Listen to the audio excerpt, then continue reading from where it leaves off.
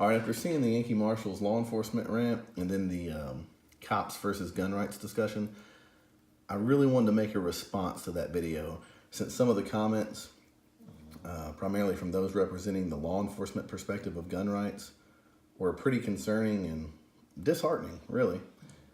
I wish I could have been on the discussion myself, but unfortunately I had to work and therefore couldn't be on the discussion. Before I go over the things that were said in regards to gun rights and the Second Amendment, there's a few other points I wanted to hit that were mentioned by Yankee Marshal or some of the people commenting on the video. In his original video, Yankee Marshal said that we should not blindly trust law enforcement or blindly support law enforcement. And I agree with that, but we should support them when they're right. And we should support the mission of law enforcement and efforts to apprehend legitimate criminals or people who are posing a direct threat of safety to the public or who are directly endangering the public, which from my experience is what most officers do most of the time. And that never makes the news because it's mainly, routine, boring stuff. And it's not even necessarily anything that the cops are doing that are, above and beyond heroic. It's just arresting a cooperative shoplifter or something. And while that may sound petty and small, and it is, it still needs to be addressed because no one has the right to steal from other people. But anyway, it's mainly the bad or the controversial things that make the news. The vast majority of day-to-day law enforcement activity does not make the news. However, I do find it a little puzzling when some people in the quote gun community unquote or whatever you want to call it, or some libertarians wait to criticize law enforcement or pick a time to criticize law enforcement when it's clearly like some thug who is claiming that the police violated his rights or were too mean to him because they hit him one too many times as he was running in a stolen car and then resisting and fighting him and trying to kill him. Like the whole Michael Brown thing, even though that was a stolen car, you had clearly a thug who had just committed a strong arm robbery and then attempted to kill a law enforcement officer. That's really the wrong time to sit here and criticize law enforcement. I'm not saying that it's okay to violate a criminal's rights and just Rodney King them or anything like that. But when someone's fighting you and trying to kill you and running in a vehicle or any type of scenario where you have more hardened criminals resisting law enforcement, things aren't going to always be perfect and pretty. So I really don't think that's the time to sit here and question law enforcement because some obvious thug, someone who's not exactly known for their honesty, is claiming that they were hit one too many times as they were, running from police in a stolen car and then fighting with them, or just some scenarios I've seen like that. That blows my mind. However, being that Yankee Marshal was correct when he said that as Americans we should have a healthy distrust or healthy skepticism of government, and thus that would be police officers, which are agents of some level of government, there are times cops have abused their authority. Such as that time in Texas when I think the guy was an active duty Army, and he was off duty, walking with a son, and open carrying an AR-15. Now, I don't want to go off in that discussion of whether that's a good idea to open carry an AR-15 or not, but the point is it was not illegal in Texas. It was perfectly legal, lawful activity for the man to open carry an AR-15 rifle. He wasn't doing anything to intimidate the public. He wasn't doing anything dangerous. He was minding his own business, and those cops there still arrested the man and acted like bullies. They're what me and a friend of mine who is not in law enforcement, and who has had bad run-ins with law enforcement, refer to as bully cops. But him and I are still able to be friends because he knows where I stand on important issues. He knows that I actually value people's rights, but still have a desire to arrest criminals who are harming other people. So there's times like that. There are questionable times when you might want to question law, or when it might be necessary to question law enforcement, such as this whole no-knock warrant in Houston that kind of spawned all this discussion with Yankee Marshal or his videos on the subject.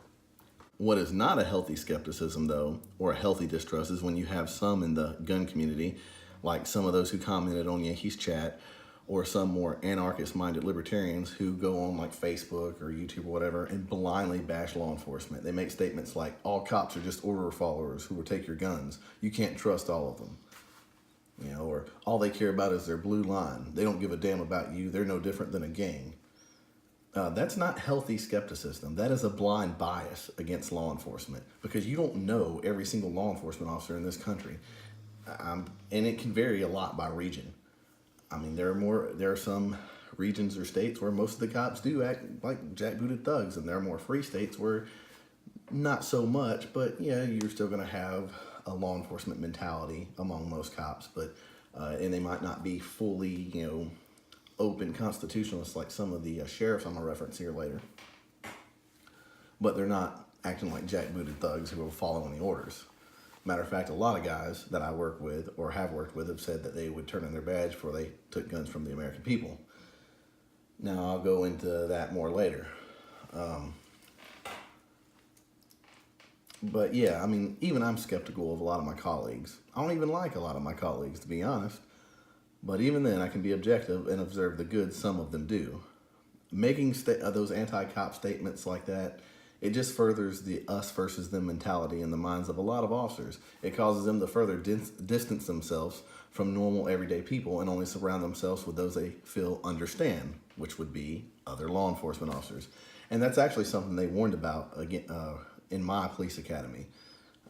Don't only hang out with other cops, have friends outside of law enforcement. So with that said, don't push cops away by prejudging them. I'm not saying that cops shouldn't be criticized when they're clearly in the wrong. But in times like this chat, don't be a dick. Give constructive criticism. Try to explain why they're doing wrong to others if they blindly follow orders, and how doing so would negatively affect having the law enforced up on those citizens who are having the law enforced upon them. Give them examples such as Rosa Parks or Nazi Germany to show that law doesn't always mean something is moral or even constitutional. When you blindly criticize all law enforcement officers by attributing the traits of the worst example of officers to all of them, you push away the ones who could be swayed to your side. I'm telling you this. I've seen how maybe newer guys, especially rookies, with good hearts, who have come in with their head on the right place, they're not wanting to harass citizens, they're wanting to get real criminals, get kind of pushed to this mentality when an incident happens and maybe citizens are unfairly criticizing law enforcement. Maybe even an incident that they were involved in, and the media put out a story that kind of made law enforcement look bad because it didn't have all the facts in that situation. And then they get to thinking, man, these people want to criticize us. They don't understand. They weren't there. The media's not telling them everything. And I can't tell them everything because I'm not authorized to release more detailed information. Otherwise, it's my job that I'll lose. So I just got to shut up and sit here and listen to these people criticizing me. Man, they don't understand. And then that pushes them away, and they can't relate to the citizens then because they don't feel like they can have an open discussion with them. And they feel they can only hang out with other people who understand.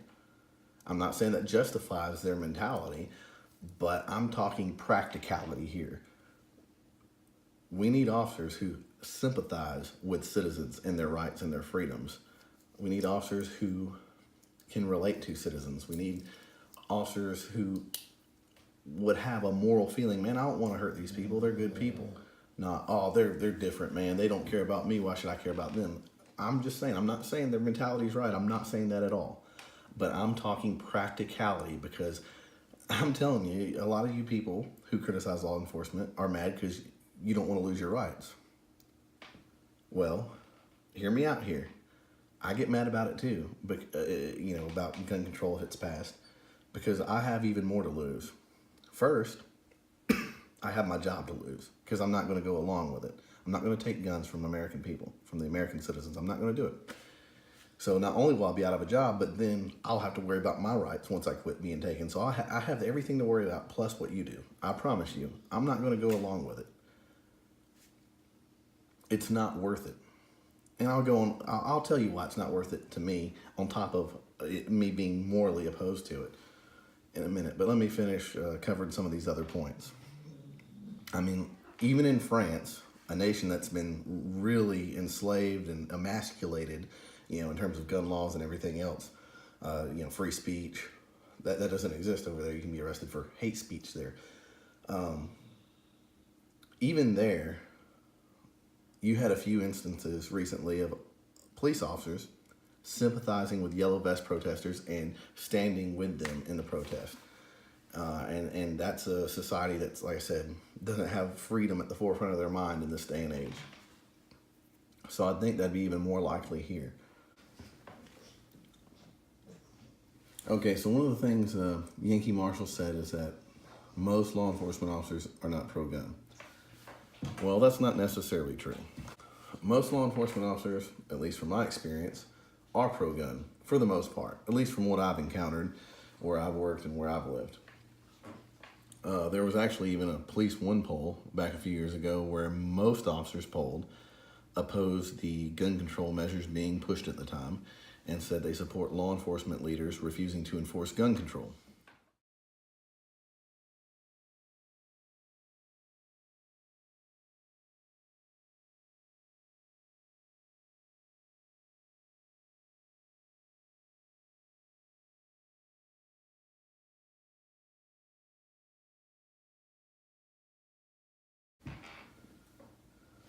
Are most of them Second Amendment purists or like active members of Gun Owners of America like myself? No. They're more of a no more gun control, let's just keep what we have on the books as it is. Maybe some of them support or are in the NRA. They support the right to carry, but a lot of them think you should have to have a permit to do so. Some of them even oppose open carry, not all of them. That's where you start getting things broken up. Are they full on, all the way, Second Amendment purist? No, but most of them support the big picture in most of it. And while I'm not saying that's a good way to stand, I'm not saying they're right for thinking that way. I am saying that they are mostly on your side in that regards. You don't need to push them against you to the other side. So while they may not be as fully pro-gun as you are, or as I am even, it doesn't make strategic sense to relentlessly bash them with insults and push them away, to make them lose having sympathy or anything to relate to their fellow citizens with. It's a time to offer constructive criticism over peaceful discussion. The root of the problem is the politicians. These cops aren't the ones actively advocating for gun control, and they typically are not as informed politically, but they don't vote for anti-gun Democrats either. And there actually are quite a few pro-Second Amendment officers and sheriffs, especially sheriffs, which even Yankee Marshal admitted. People seem to forget that several sheriffs back in 2013 vowed not to enforce new gun control laws, some of which even said they would prevent federal agents from attempting to enforce new gun control laws in their county. And I think it was in Utah, 28 out of 30 sheriffs said they would not enforce gun control in their county and that they would not allow federal agents to enforce new gun control laws in their county.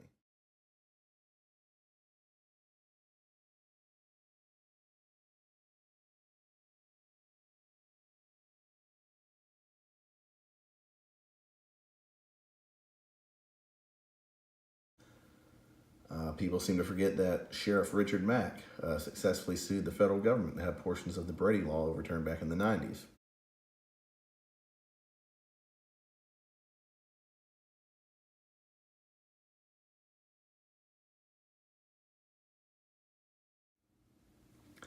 They forget about former Sheriff David Clark, who strongly advocated for citizens' right to bear arms and defend themselves. I mean, he went out of his way to advocate and encourage it. A lot of big city police chiefs, however, are nothing more than leftist politicians with a badge.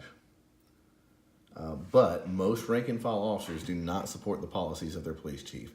I would consider pressing more of your sheriffs and police chiefs in your communities to join the Constitutional Sheriffs and Peace Officers Association if you want more officers that value upholding constitutional rights. That's what I would encourage you to do.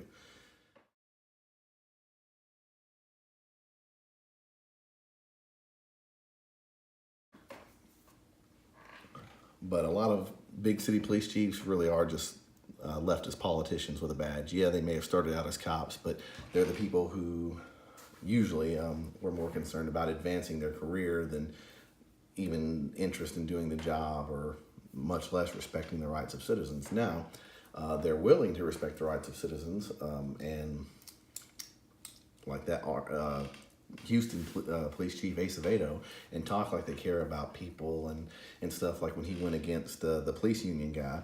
But that's all just a show to benefit them. They don't really care. But you got to remember, a lot of law enforcement officers are just a reflection of our society. We don't come from different planets. We're not born into law enforcement. So if you have a society of people who don't care about constitutional rights and who are more obsessed with football and entertainment, who are duped by the corrupt two-party system, that's the mentality that's going to make up a lot of your law enforcement officers. I mean, think back to high school. Most people associate in their own little cliques. That's kind of how human beings are. That's what law enforcement officers do. I don't, but I have more of a, I guess you'd call it more of a nonconformist, individualistic personality. Though Yankee is right about the hiring process, it does seem hiring processes have been tailored to hire more order followers or people with that mentality. It seems like virtually every place in the country is following the same hiring process in that regards. Not exactly, it varies a little, but again, I don't want to digress on that topic. Another thing Yankee Marshal and some other people brought up was the Hurricane Katrina gun confiscation in New Orleans. To me, that does not prove most officers will confiscate guns. One, that was primarily in New Orleans that happened. And I don't know if most of you know this, but I thought it was pretty widely known that the New Orleans Police Department wasn't exactly known for being the least corrupt department in the country. They were known for being one of the more corrupt departments in the United States. And not all the nearby counties or adjacent counties did it. It was mainly New Orleans and maybe one or two of the counties surrounding where New Orleans is. But I mean, being that New Orleans Police Department is known as one of the more corrupt departments in the country, it shouldn't really surprise you that it happened there out of all places. And if there were officers who refused and quit, you won't read about it in the paper, at least not in that scenario. I do recall seeing officers who abandoned, or seeing where officers had abandoned the job and to go take care of their own families, and I think there was reports of even some looting, if I remember correctly.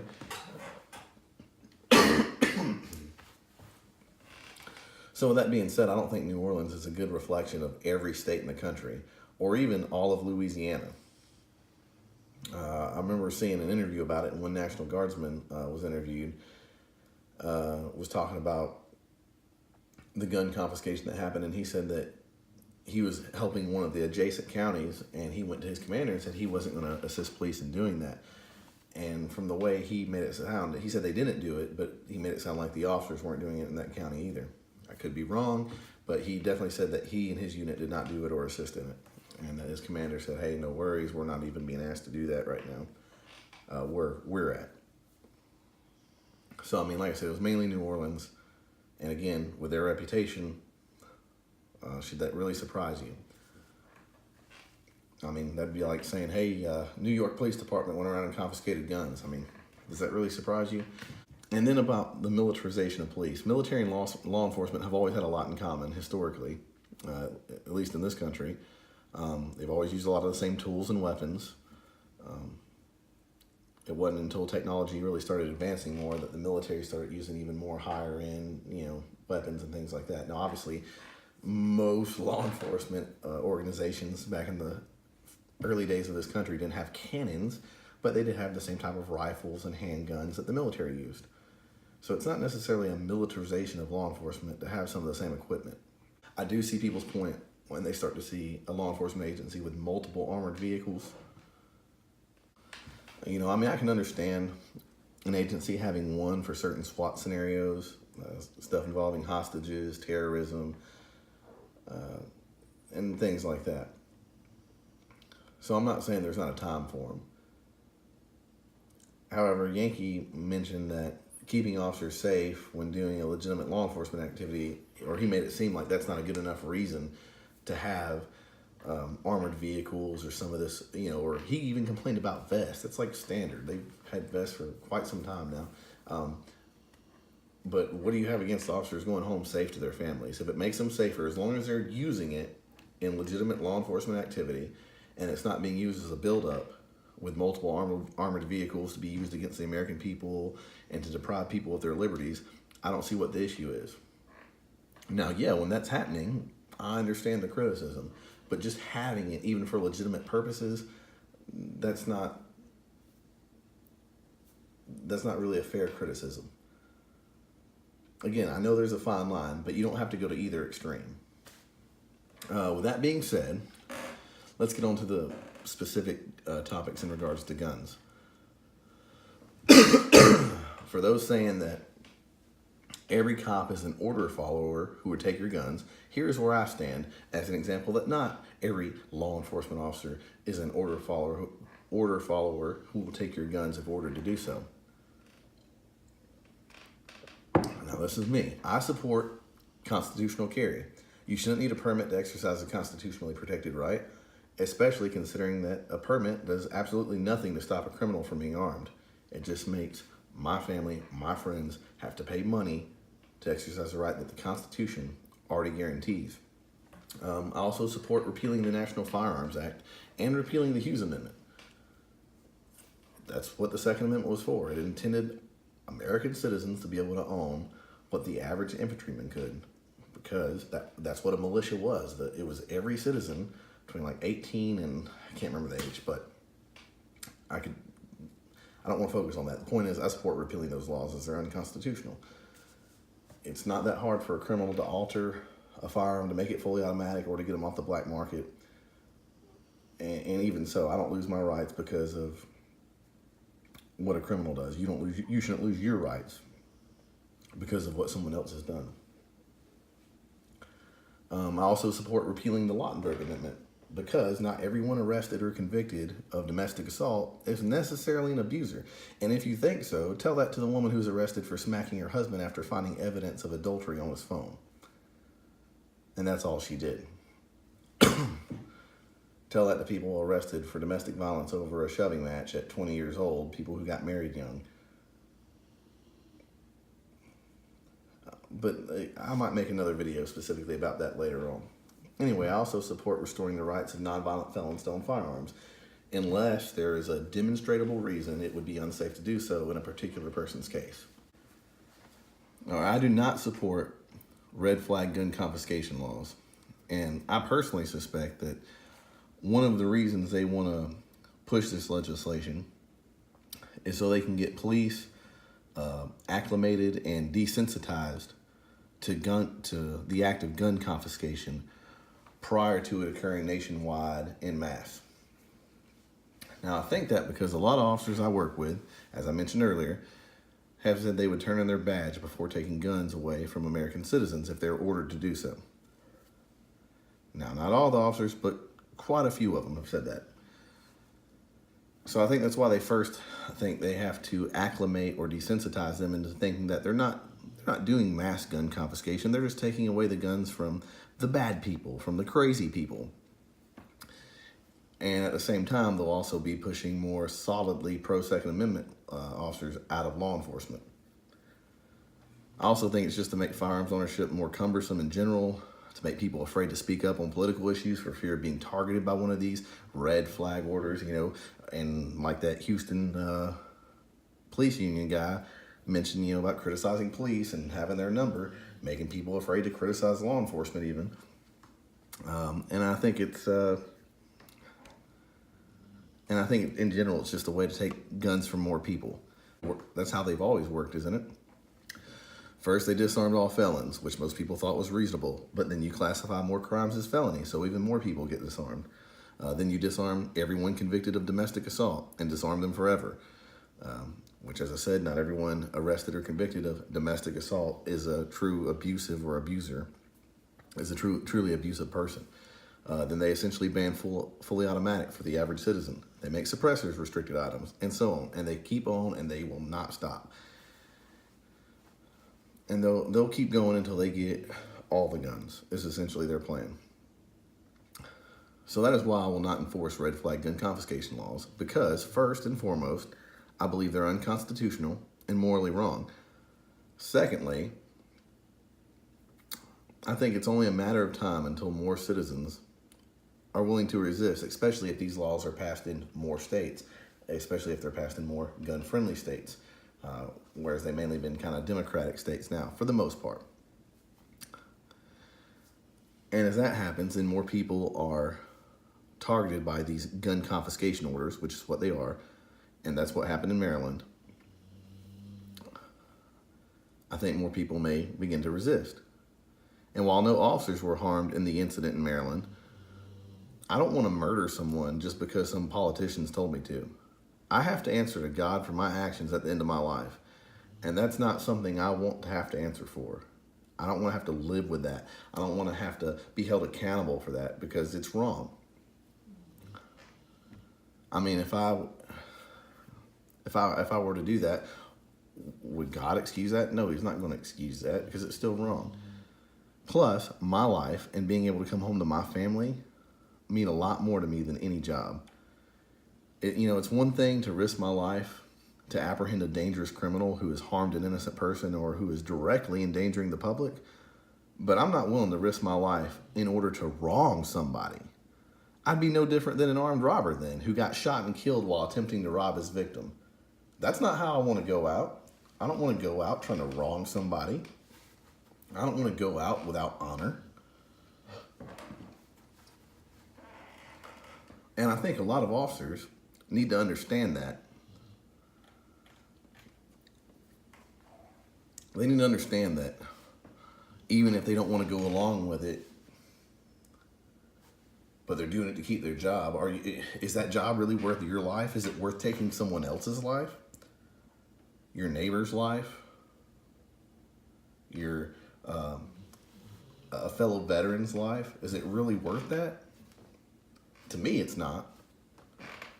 And I think a lot of officers need to understand that. It's not just about, oh, you're here to take your guns. It's just a matter of time till the more orders that are issued, the higher chance someone's going to resist. I mean, you might can tell yourself you're only taking them from the nuts, but when government gets power, they abuse it, and then it will expand to everybody. Or maybe not everybody, but normal people. I mean, look at how orders of protection, they're abused a lot more often than you'd think they'd be. I'm not saying that's most of the time, but it's more often than you think. And you're essentially expanding that mentality to gun ownership in general. That's not what we need. I'll make another video about that. Also in Yankees chat, one guy from the pro-law enforcement side mentioned something about mental health screenings. That sounds like something that would happen in a communist authoritarian country. You shouldn't have to prove you are safe to exercise a right. Sorry, I'm coming off cold like Yankee is. So I'm completely against that, and I can't believe someone in law enforcement actually said that. But of course, it's probably one of that mentality of, well, I had to get a psych eval to become a law enforcement officer. Okay, well, being a law enforcement officer is supposed to be a privilege. Owning a gun's a right. Another guy said that when asked if he would enforce red flag gun confiscation, he said he would like to think he would not do it if ordered to do so. But that's a cop-out. That right there tells you he'd probably do it. Why would you? I mean, when people say they'd like to think they wouldn't do something, that's an indicator that they are on the fence, at least on the fence, that they could go either way. I mean, if he was more leaning against doing so and there's still a chance, he would have said, I probably wouldn't do it, but I'd have to see, He didn't say that. He said he'd like to think he wouldn't do it. So don't trust that guy not to do it if you're relying on him. Not bashing the guy, I'm just saying that's a concerning answer to me. Then the one guy, Sarge, someone needs, if any of them know him, need to reach out and kind of more calmly explain why enforcing a red flag gun confiscation order is horrible and why it's wrong and why it's not worth taking another person's life if they justifiably resist to defend their rights. It's not worth risking his own life to wrong someone, and it blatantly goes against the constitutional oath we all took. Or in closing, I want to say that again. Law enforcement is simply a reflection of our society. In 2013, you had gun owners raising hell and standing up saying they won't comply. You also had a lot of sheriffs and even some police chiefs standing up and saying they would not enforce such laws. Now, in the Trump era, where everyone is going back to sleep, you don't have as many gun owners standing up and saying no. You also don't have as many officers either. Just saying, it's not just the law enforcement thing. It's a bigger picture.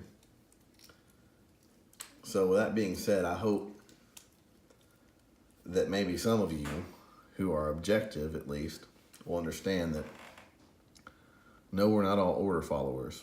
And the ones who talk about, oh, they're all about that blue line crap. Again, garbage. That's not about me being all law enforcement. It's just a symbol. I mean, when I'm off duty, I'm more often than not wearing like a Gadsden flag patch or normal clothing. I just have some of this on some of my work gear, whatever. But there's nothing wrong with being proud of the good that you do. You know, I actually had a woman in court come up to me a couple weeks ago and thank me for doing what I did in her situation to arrest the person who was harming her and preying upon her. I can't go into details out of respect for her privacy and rights, but, you know, I'm not trying to brag on myself, but it did feel good in a time when you have officers doing wrong or you have people criticizing law enforcement blindly, because that's what I signed up to do. I'll admit, in this day and age, it's all I can do to stay in this career, and kind of already invested in it, but I'm not gonna violate my oath and risk my own life to wrong somebody. That doesn't make sense. You know, I'll risk my life to do right because somebody has to step up and do it. But I'm not willing to risk my life to wrong someone who hasn't hurt anybody. If you stuck around through the whole video, appreciate you listening. And let's just make sure we're all as active as we can to make sure it doesn't come to that point where you have to worry about a law enforcement officer following a unconstitutional anti-gun law. Let's try to stop it from getting there, because I'd really like to not be out of a job if possible. And I would like to personally experience some of these freedoms myself. I'd love to be able to go buy a suppressor without having to jump through the NFA hoops or having to join SWAT. And, you know, I mean, I'm not saying I'd be above joining SWAT if I wanted to do it. That's not what I'm saying. But I shouldn't have. It's a right. I care about my rights more than I care about any privilege. I could be hurt tomorrow. I could be fired tomorrow. Anything could happen. I care about my rights that are supposed to be inalienable, and I care about your rights for that same reason. If they can take your rights away, they can take my rights away. As Ron Paul said, it'd be wise to remember the argument you use today to take away someone else's liberty will most definitely be used to take away your liberty tomorrow. Paraphrasing. So I'm hoping that people will wake up, which is, I know, probably not likely, and pull their head out of their ass, and maybe we can take our country back and make it about freedom again. And one more thing.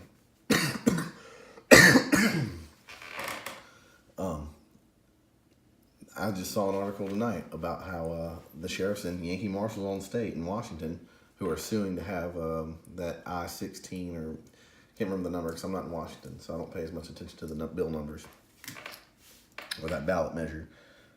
But those officers, sheriff, who are suing, had their life threatened for, suing to have the law overturned.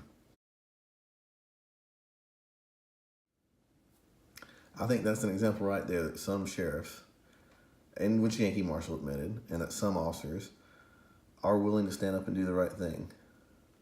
And that we should support them when they do the right thing and not just go, oh, that's what they're there for. Again, I'm not saying that you should have to vocalize support for them to do the right thing, but I'm speaking in terms of practicality and reality here.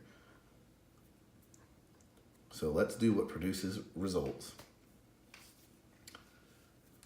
as gun owners. I don't consider myself just a cop.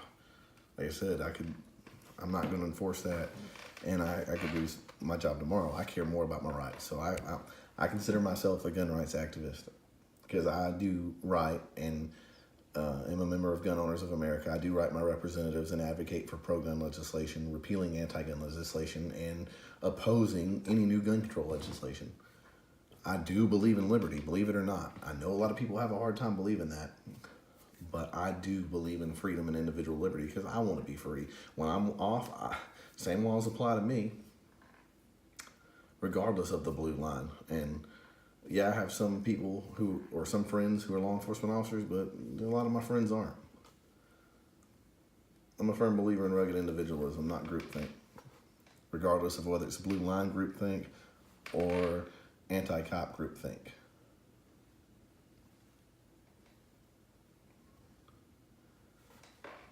Well, anyway, thanks again for watching the whole video if you stuck around this long, and have a good night. Oh, and a lot of people were commenting about how cops and the thin blue line always stick together, even at the expense of your rights. And you might, see a cop or someone like me and think, oh man, he's a cop, he'll stand by the thin blue line and take my guns if the time comes. Until I reveal my true colors. And you're like, oh man, he's a member of the Sig Sauer Legion. Because there's something else I care about even more. All right, my sense of humor aside, which I know can be a little cheesy sometimes, which I guess it's better than being cynical, which is kind of what it is the other half of the time. And I know it's kind of common among law enforcement, but anyway, in all seriousness, there are things that matter more to me than this job. Morality and doing what's right by God matters more to me than this job. Individual liberty and freedom matter more to me than this job. My rights and the rights of my family, the rights of my friends, and the rights of the people I go to church with all matter more to me than this job. Even all you people out there, your rights matter more to me than this job because I see the big picture. I know that in order for one of us to be free, we all have to be free. And at the end of the day, when I'm off of work or when I retire or even if I leave this line of work, I'm still just one of you at the end of the day. Most of my family is still just normal, everyday citizens. They're not in law enforcement. I want them to be free. I want them to enjoy freedom. I want to enjoy freedom. I enjoy freedom and I enjoy peace. And I know that those two things are supposed to go hand in hand together other than when someone wants to take your freedom from you. And I miss the freedoms that most of you miss. I wish I could go buy a suppressor without having to, pay the Crown a $200 tax stamp. I wish I could go buy a full auto, like I could buy anything else, without having to be a member of a government organization and go be on SWAT or something to get it.